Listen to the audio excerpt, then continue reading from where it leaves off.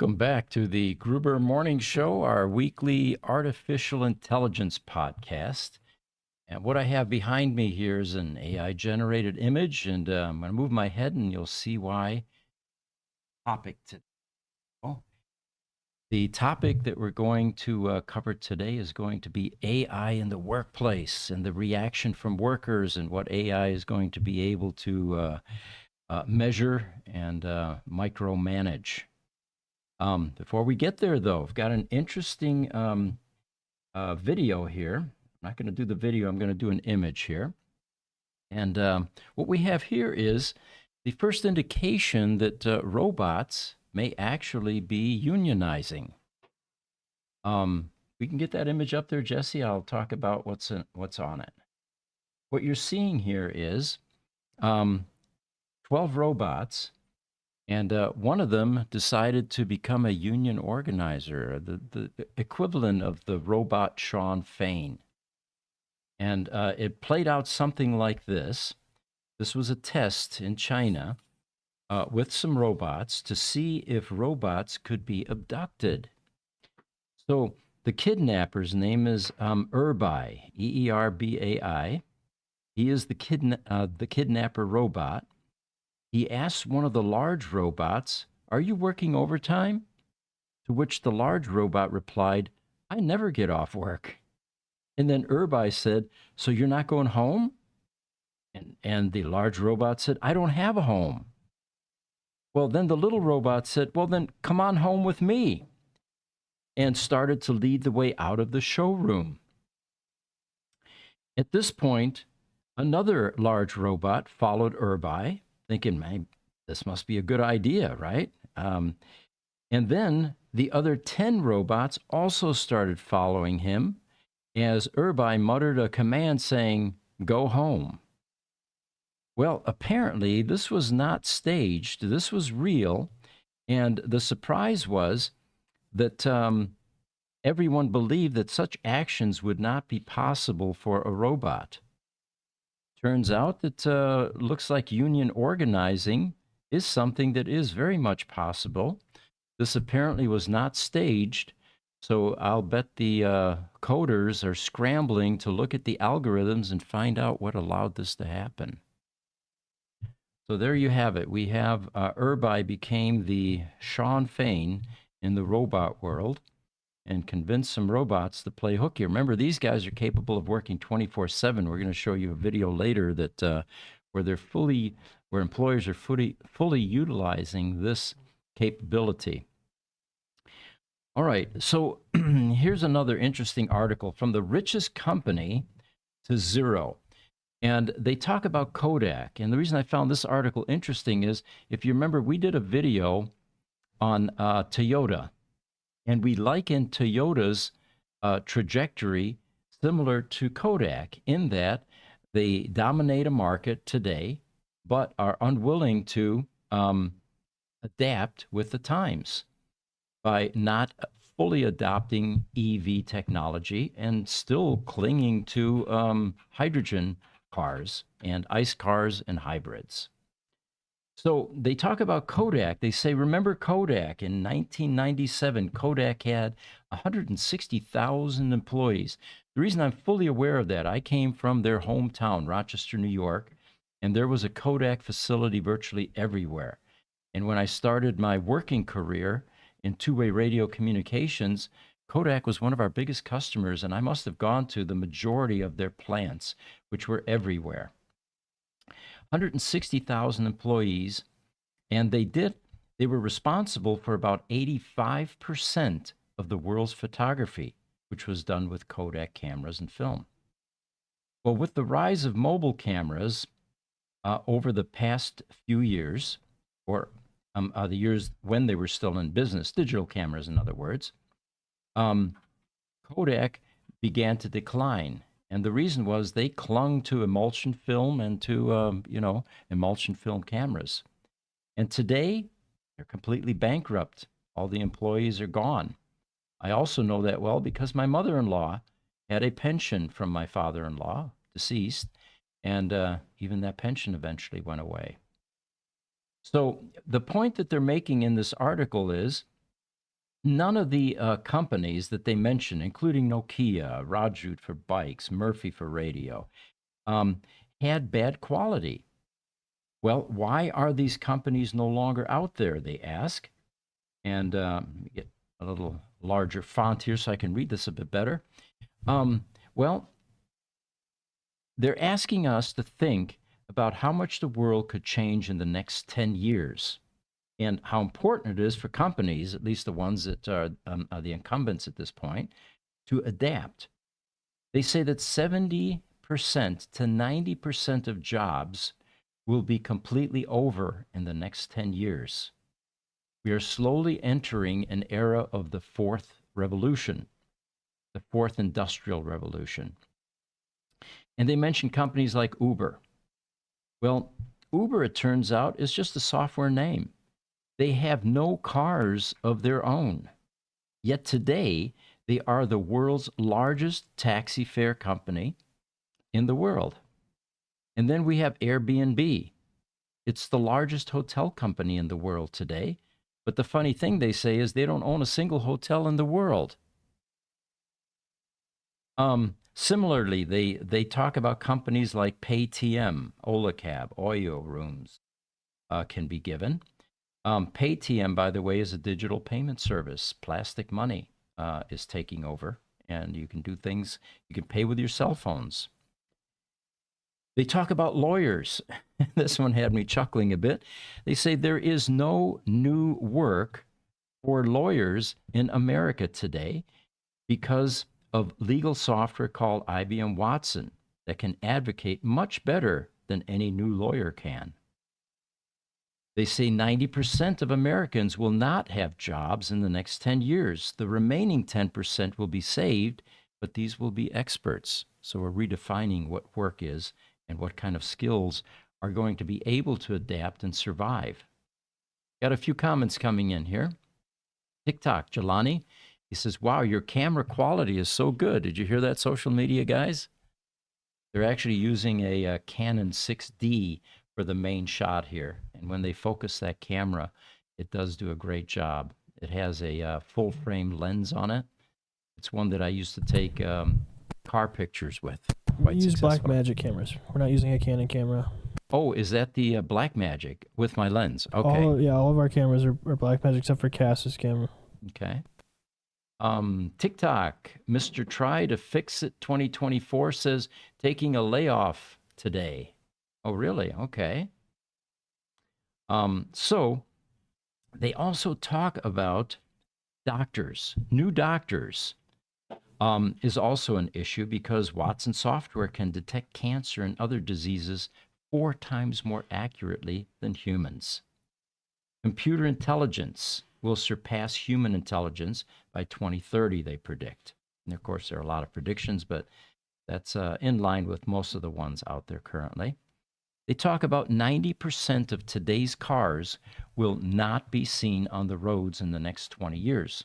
Well, we already know that because there are a lot of mandates that indicate that EV cars will dominate and that ICE vehicles will no longer be allowed by a variety of governments and states to be manufactured. Everything has to shift to EVs. 2035 is the common date for that.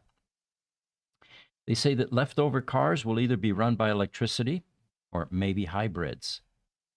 The roads will slowly become empty, they say. Gasoline consumption will decrease, and oil-producing Arab countries will slowly become bankrupt.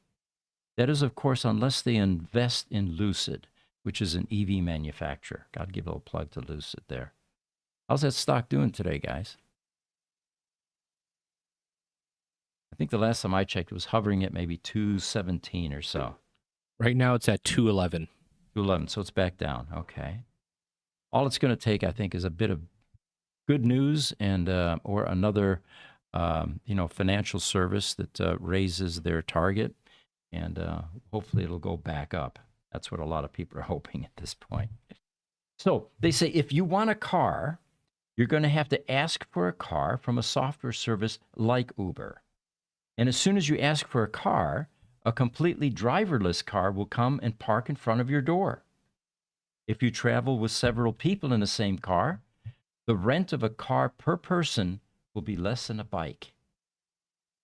Driving without a driver will reduce the number of accidents. Now, here's an interesting a percentage by 99%. I'm looking forward to that. There's some crappy drivers out there today, especially with cell phone distraction. And they say, and this is why car insurance will stop, and car insurance companies will also be out. Things like driving on Earth will no longer survive. Traffic police, parking staff won't be required when 90% of vehicles disappear from the road, and the ones that are driven by machines that don't make any mistakes. They're never going to speed. They're never going to run red lights. They're never going to do all of the other crazy stuff that causes accidents, get distracted. And all right, they give an example. They say, just think, there used to be phone booths on the streets even 10 years ago.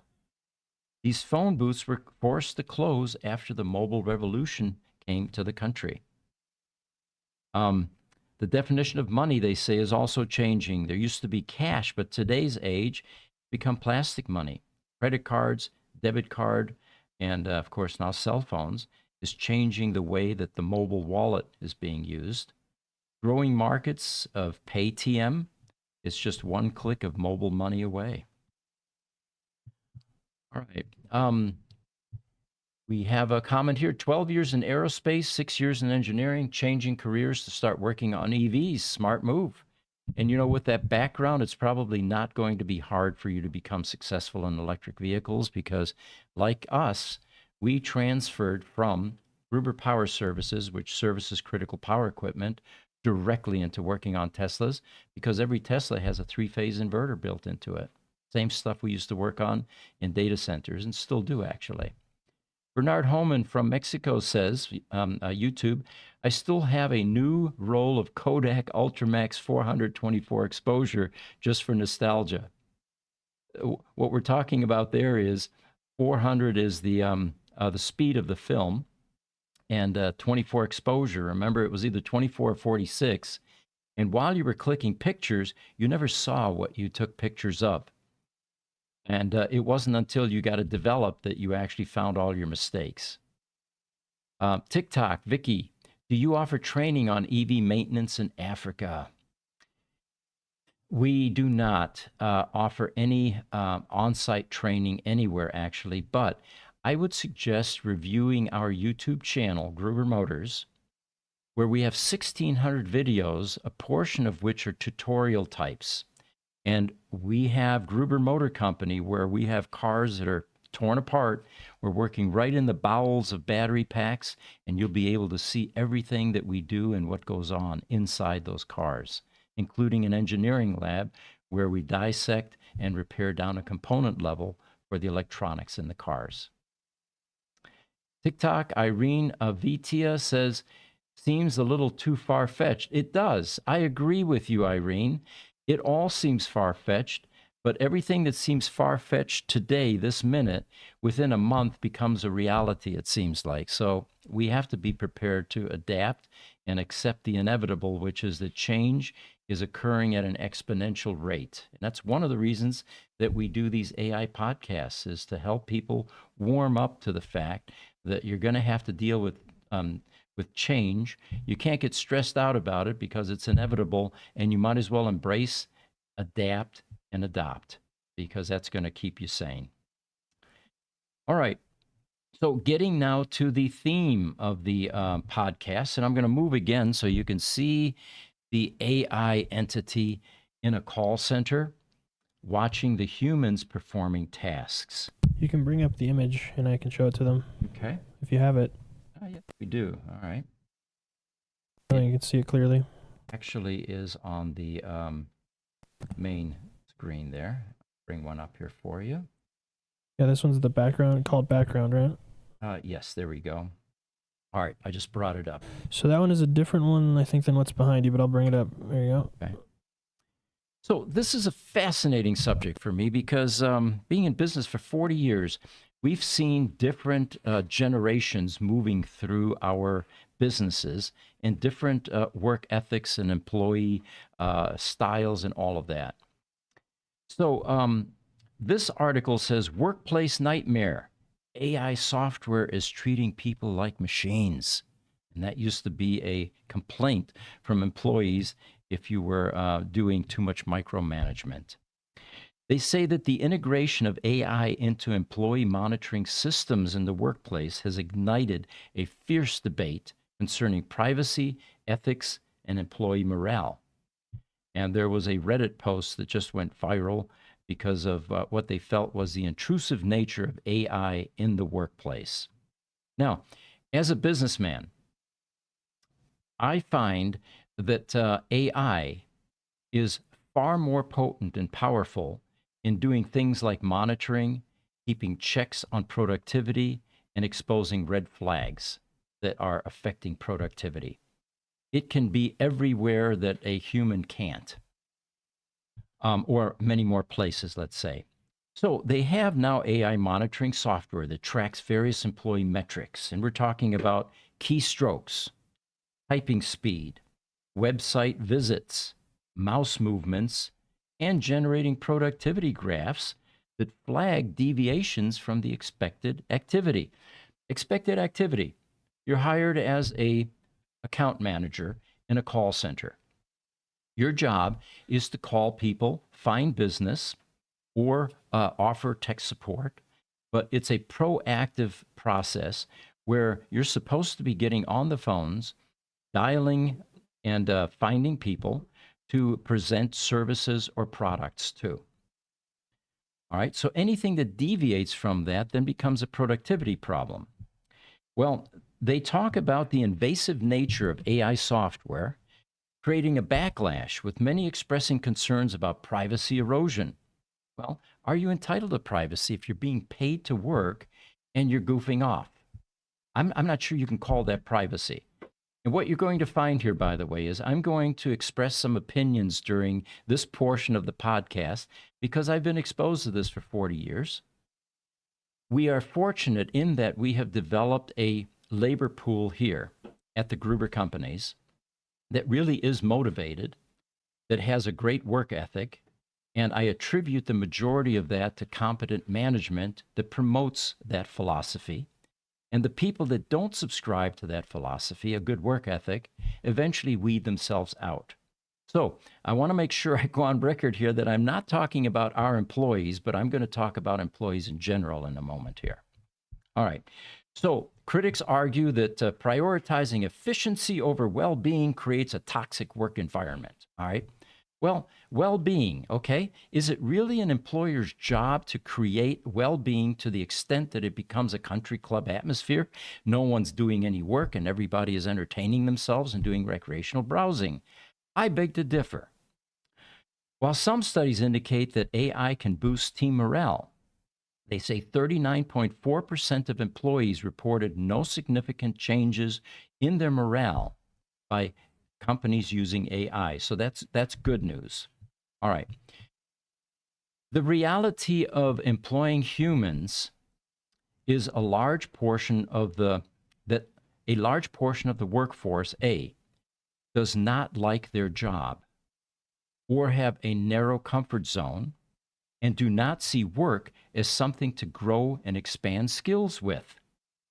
Overachievers are actually a nuisance in that kind of environment because they disturb their dedication to the status quo.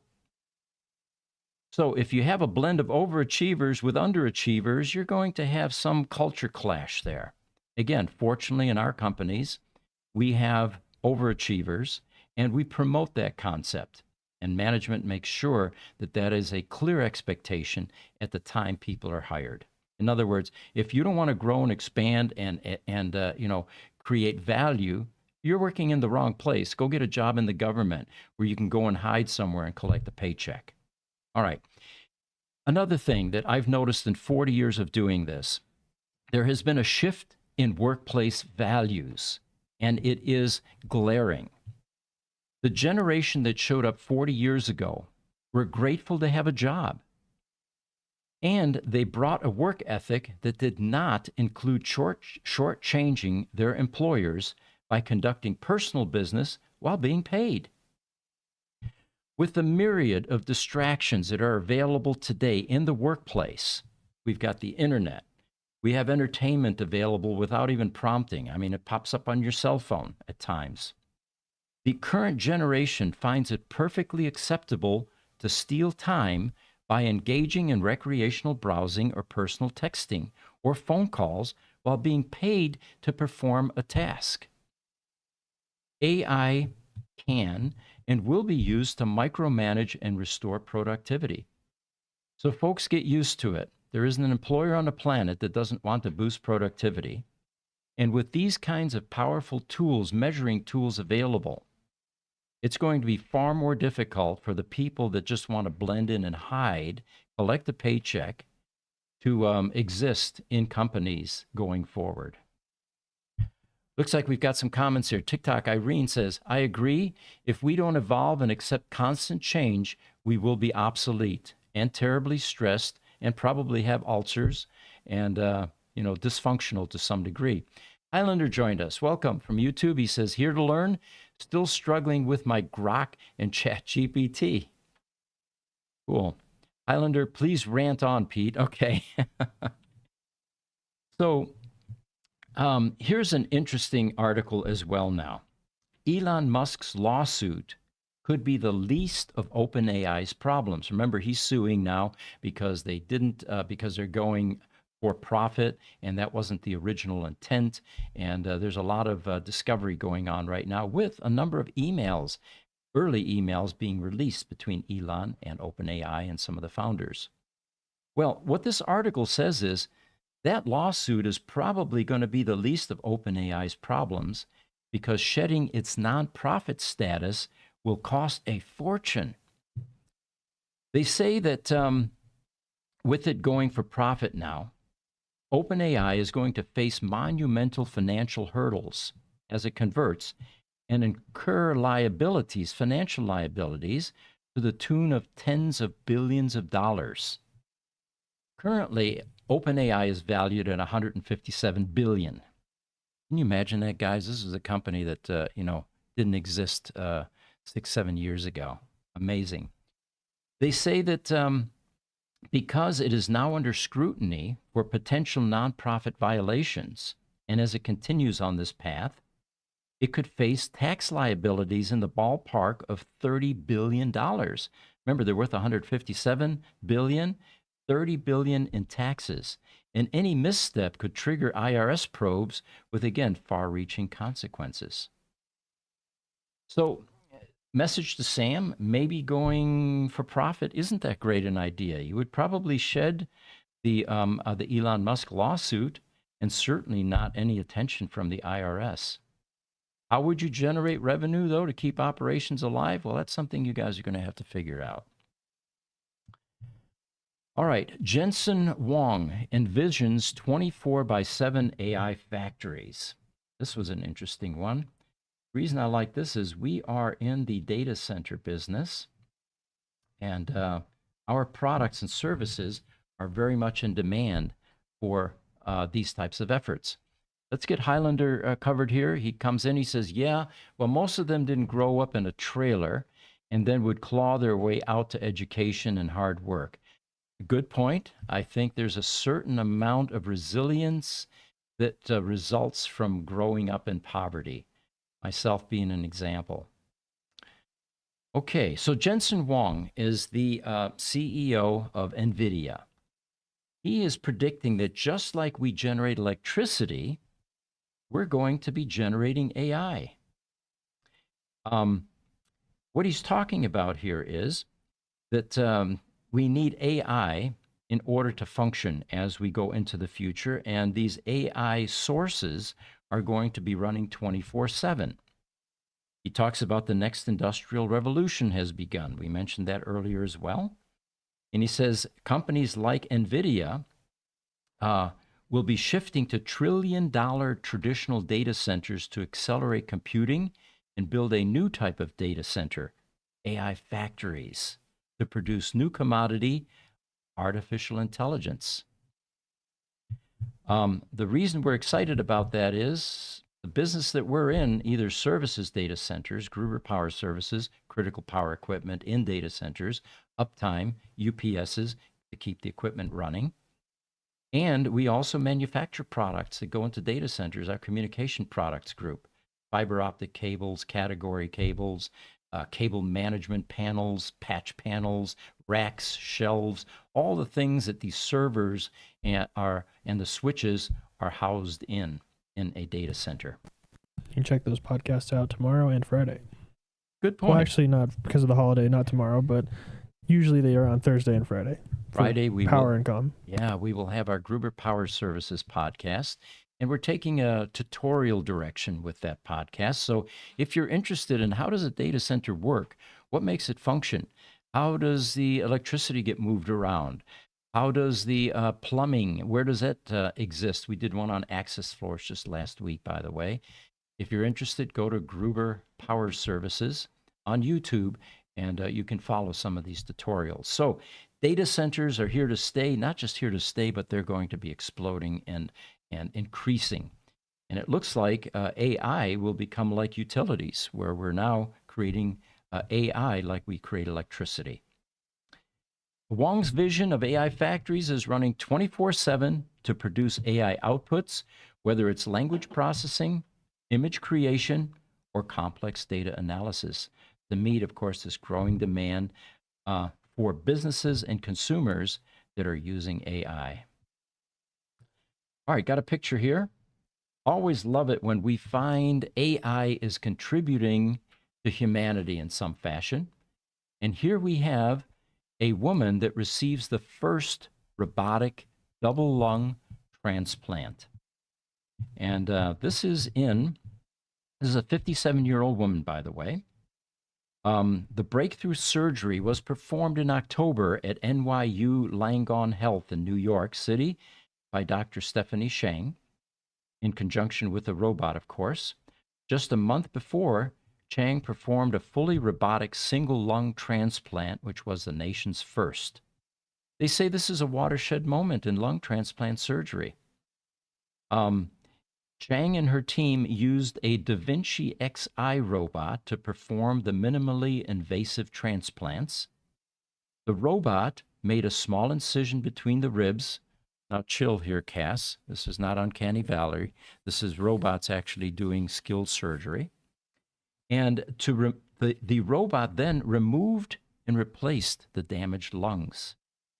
Now, if you guys are confused how this is possible, if you've been involved in watching AI evolve, there are robots now that are taking eggs apart. And we're not talking about what we do, which is crack them open and dump the yolk and the white, the egg white.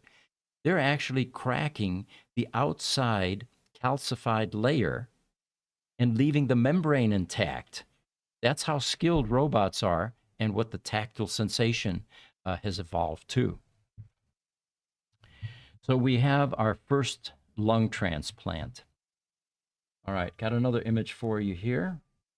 Now this one is going to probably affect everybody. This is a new generation of shopping carts, the caper cart they call it. It has GPS and AI. They say that the retail landscape will evolve, driven by these kinds of cutting-edge technologies that will enhance the shopper experience. So what this thing does, it will engage the customer like never before. It features a digital screen that allows the shopper to scan items as they shop. In other words, when you're done, you're going to push this cart right out to your car. No more waiting in line, no more checker, no more conversation. You're just going to take that cart right to your car and load up your trunk. It provides real-time budget management as well. How often have you filled your cart only to get to the check station and then get embarrassed by the fact that you don't have enough money for all that stuff and you've got to take some stuff out of your cart? Well, if it's never happened to you, you're lucky. But, it does happen. So that embarrassment is gone because you're going to get real-time budget management with this interactive experience. These carts are now also equipped with GPS and AI. It helps the customer navigate the store efficiently and offers personalized recommendations. So you can't find the mayonnaise, right? Well, you just simply hit mayonnaise on that screen and it takes you right to the location because it's got GPS. Now, they get a little crafty here. Personalized recommendations? That sounds like advertising to me. You know, if they notice that you're spending a lot of time in the ice cream aisle, they might just simply start advertising or recommending things that go well with ice cream on the screen, which of course encourages spending. The cart includes cameras, packaging scanners that automatically identify items. So if you see something that's not priced, you can do that with your scanner. And it eliminates checkout lines and it will also now dispense instant coupons for savings. All right, you guys back there in social media, do you think this is a good idea? I love it. Good. Yeah, I do too. It's going to revolutionize how we shop. And I can this will eliminate the kiosks, you know, that you go and do it yourself, and then I don't have to hear my dad complain about that, how it's taking away jobs.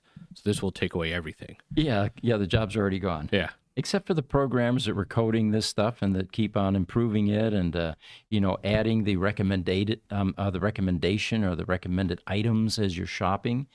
Again, all jobs won't be eliminated. We just need to shift skills into something that is still future-proof. Here's an article. Elon Musk asked people to upload their medical data to X so his AI company, Grok, could learn how to interpret MRIs and CT scans. So if you want to help accelerate AI's movement into medicine and diagnosis, this is one of the ways that you can help and participate. Highlander says, this is for Jesse and Pete Gruber. Power really needs to put on a PLC episode. Yeah, okay. Fair enough. We've got What's a few to get through. PLC? Just so Programmable logic controller. okay. It's the stuff that runs high current devices like motors. A Tesla Roadster, for example, is a PLC type device, or at least the inverter. Pulse width modulation is what changes the speed of the vehicle. TikTok, Rocky Geyser says, and jobs are lost. Yes, they are lost, and hopefully people can pivot into different types of jobs. Just a little bit earlier, Rocky, somebody said, I am in some technical disciplines. I'm going to shift from that into fixing EVs. All right, here's another one. NVIDIA's new music generation model called Fugatto, Fugatto, creates never before heard sounds. I got a picture here, Jesse. This is a foundational generative audio transformer that pushes the boundaries of audio synthesis by blending and reinterpreting sound in ways previously unimagined. It doesn't just create music, it morphs existing audio, turning a piano melody into a human voice or transforming a recording's mood and accent. Fugatto's ability to fuse distinct sounds like a train's rumble with orchestral music produces truly original soundscapes. Well, guys, we knew that music was going to change. It was going to be created by a different type of artist in the future, an AI artist.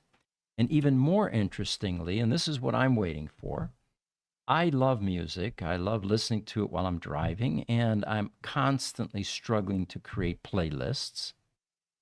I can't wait until AI is doing biometric monitoring of my pleasure centers, how I function, what I enjoy hearing, in other words, and then directing that to the type of music that accentuates that. So eventually, I will have a playlist that is personally tailored to my preferences perfectly.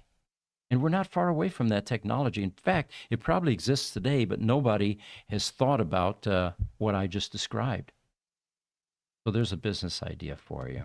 Spotify has their own AI radio host that kind of does it in the sense of it looks at what your liked songs are, what your playlist songs are, What your and- preferences are. yeah, what your preferences are, and then it makes its own AI radio, and it's even an AI voice. Like, it's not even a host. It's all AI. I hate it. Why? Why? Yeah. Because it's just weird, uncanny valley stuff. I also like finding music organically.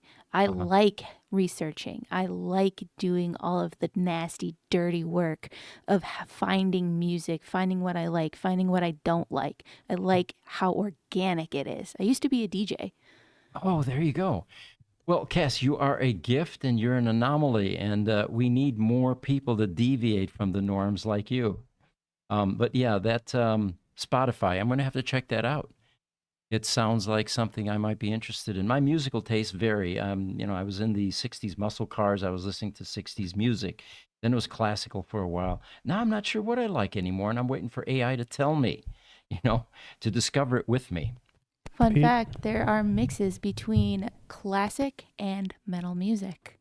I know Really? because I've done the organic research about it. Awesome. Well, I got Don't encourage Cass. She's the reason we're not going to reach immortality.